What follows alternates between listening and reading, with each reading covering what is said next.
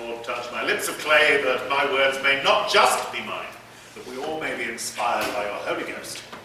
In Jesus' name, amen. Amen. Well, I have to say, I was almost bet that I wasn't going to mention Martin Luther today, because it's widely known that my background doesn't include a lot of Lutheranism. And we managed to be navigated through the Church of England as if Martin Luther kind of didn't really exist, you know. And Lutherans are as rare as hen's teeth in the United Kingdom. They're mostly Americans who have moved to the UK. And there are an awful lot of them in Scandinavia and in Germany, of course, but not so much in the UK. So it was only really when I went to seminary that I was forced to look at Martin Luther, and indeed the tradition that he forms a part of. There's some interesting things I want to say. Look at the scripture, but also look at the man who was so important in developing what later became known as the Protestant Reformation, which wasn't at the time the Protestant Reformation. It was an urge and a passion to reform the church, the only church that he knew, the Western church. Nowadays, we call it the Roman Catholic Church and look at it almost like just another denomination, but a big one. But at the time, there was one church, and Luther was part of that one church. He was a monk and a priest and a theologian, and he sought to reform what he saw rightly some appalling abuses going on under the current, i.e. contemporary leadership of the church which he knew at the time. Many of the things which he spoke out against initially were the misdoings of human beings in positions of leadership in the church which he loved. And it's only love of a thing that forces us to speak out passionately against it. If you don't love an organization, then you don't have the passion needed to reform it. And it's certainly true that at the time that Luther lived, the Western church was in an appalling state of malaise and riddled with corruption. So we look at our script today, our scripture reading today. And there's one thing that I noticed there, because Luther came from a tradition that's called the scholastic tradition. He came from a tradition which came out of medieval university-based theologians. And sometimes they've been accused of trying to navigate their way through the faith with reason and with, which is an irony coming from Luther, with reason rather than faith, whereby the mysteries of the faith are glossed over and we navigate our way through them as if we are picking our way across a mapped territory. And sometimes that can be a very disheartening and deadening way of looking at the faith. Sometimes it can feel a bit like Gnosticism, where we are dealing with spiritual technology. And if you can only just know enough or be clever enough or work your way around the various intellectual questions, then you can get to the destination. And really and truly what we seek is a balance between those various different approaches to the faith. And after many hundreds of years, it's still up for discussion whether we've achieved that balance. We now have tens of thousands of denominations, tens of thousands worldwide of different organizations claiming to speak the truth of the faith, sometimes exclusively. From that one church, we are now fractured into a million pieces. But are we?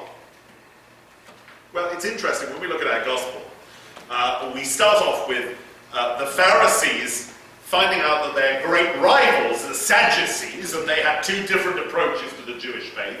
One which, if you've been here any length of time, you will have heard ad infinitum, but I'm going to repeat it because I like it. The Pharisees believed in the general resurrection of the dead. The Sadducees didn't believe in a resurrection, which is why they were sad, you see.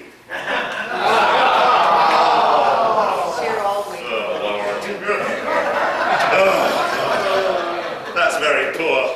Well, anyway, the Sadducees have been trounced by Jesus, and the Pharisees decided they were going to come up with some legal arguments, and in fact, they unashamedly brought a lawyer with them. And some of those scholastic theologians, when you read them, they read like lawyers, you know. If you look at Aquinas, for example, my goodness gracious me, Aquinas may have been a great genius, but he wrote an awful lot of stuff. And some of it looks like he's parsing every last article of people's faith and deciding whether it's acceptable or unacceptable. And I think that's a position that people find themselves in as soon as people start to look to them for leadership.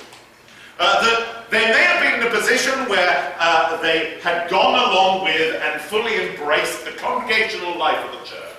And then all of a sudden there comes a break, there comes a point whereby they have to speak out. And they find themselves in a position of separateness from the establishment that they were originally a part of. I think this happened with Jesus, that he discovers that he is now very much on the other side of the argument from the Pharisees and the Sadducees, and he has to give judgment on things which previously could have gone unjudged. And when Luther wrote his theses, most of what he was writing about was speaking out about almost a single issue: the sale of indulgences, the manipulation of the faithful for profit, and also for temporal power. And he spoke out about that with a very clear intent, a clear focus. And then later, after the break, you find Luther effectively being asked questions from such a range of people that he gives judgment on things that you really wonder whether they existed when he wrote his original theses, or whether this was something that he'd even thought of. It was that single item that fired him up into passion and anger because of his love for the church. Not because of a personal beef, but because of his love for the church. We find Jesus does away with the Sadducees, and then he boots the Pharisees into touch when they come with their lawyer, and he defeats them. But the trouble is, at the end, you get that last little bit which you start to think, oh God, blimey, I hope Jesus wasn't that guy, because I've been that guy. At the end, they said they didn't dare ask him any other questions. You know, when you've had an argument with somebody, and in technical terms, you've been absolutely trounced, you know, and you say, oh, I'm just going to shut up now. You've just been shut down. You've not really been persuaded in your heart, but you know that you've been outmaneuvered. And sometimes those scholastic theologians were great maneuverers, but sometimes you wondered where their heart was. Well, with Luther, you never get that problem. There's no doubt that Luther had a heart. There's no doubt that he had a fiery passion. And there's no doubt that he had a love for the church. Now, did the church really fracture into 1,000 pieces? Well, before Luther's time, there were major divisions. There were movements called the Lollards in Northern Europe, and especially the United Kingdom.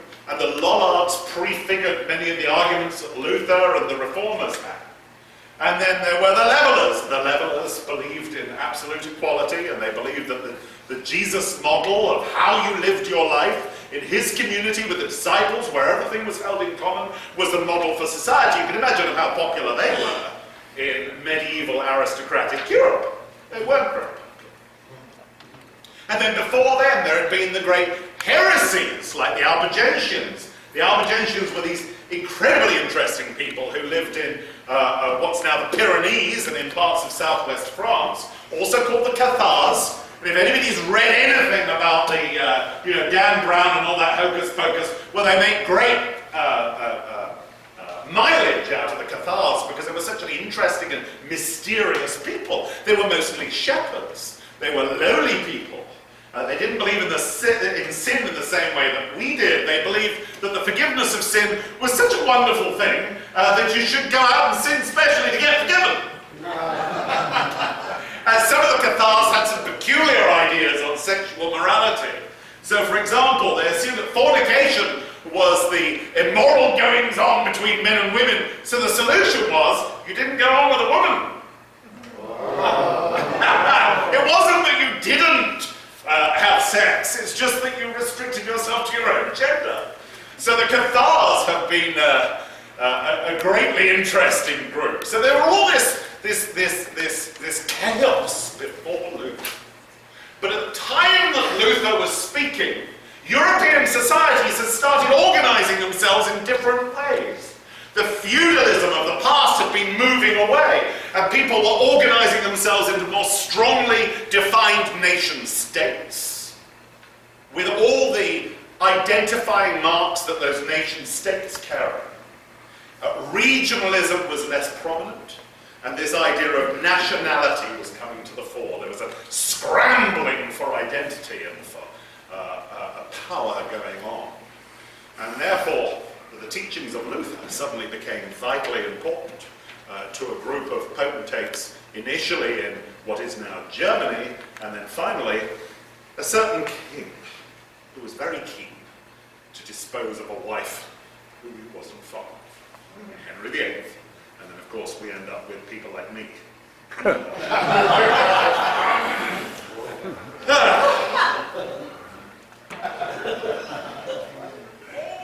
It is what it is, ladies and gentlemen. It is what it is. So we have Jesus in a state of argumentation. And I don't believe that this gospel account in Matthew is the most inspirational or inspiring piece in the gospel. It's one of those pieces where Matthew is making a point.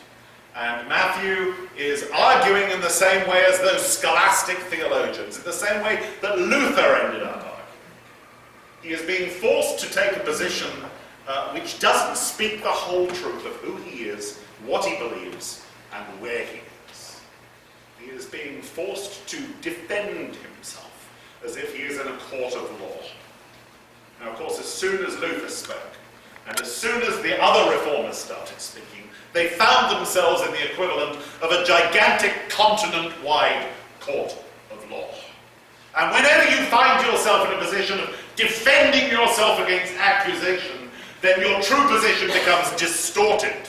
Always your true position becomes distorted because you cannot merely speak your truth. You end up having to refute points, point after point after point. Now, my point from this would be that none of us can live in that court of law. None of us can live in legalism. None of us can see our lives as a series of accusations coming from others which must be refuted.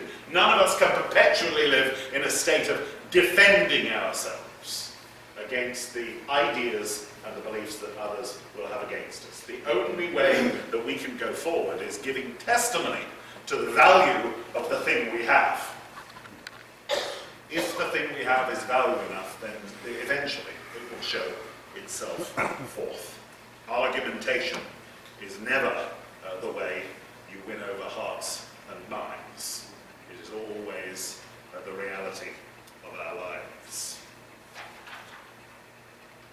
So we look at Leviticus, which is a book which, especially for people in the LGBT community, we've learned to distrust. Because it's been used against people unjustly. But Leviticus, as I've said before, just means Levitikos in modern Greek, which is about the Levites, about the priests, what is appropriate for the priestly caste in the Hebrew world. That being said, and bearing that in mind, it has some insights for us today. You shall not render an unjust judgment. You shall not be partial to the poor or defer to the great. With justice you shall judge your neighbour. You shall not go around as a slanderer among your people, and you shall not profit by the blood of your neighbour. I am the Lord. You shall not hate in your heart any one of your kin. You shall reprove your neighbour, or you'll incur guilt yourself. And you shall not take vengeance or bear a grudge against any of your people, but you shall love your neighbour as yourself. I am the Lord. We cling to that. An argumentation becomes barren. The legalistic approach to our faith is unnecessary. And our whole lives really start to revolve against asking ourselves the questions present in Leviticus and seeing how we may work them out in our own lives and in the lives of those whom we love, but most especially in the lives of those who we hate, who hate us. In Jesus' name. Amen.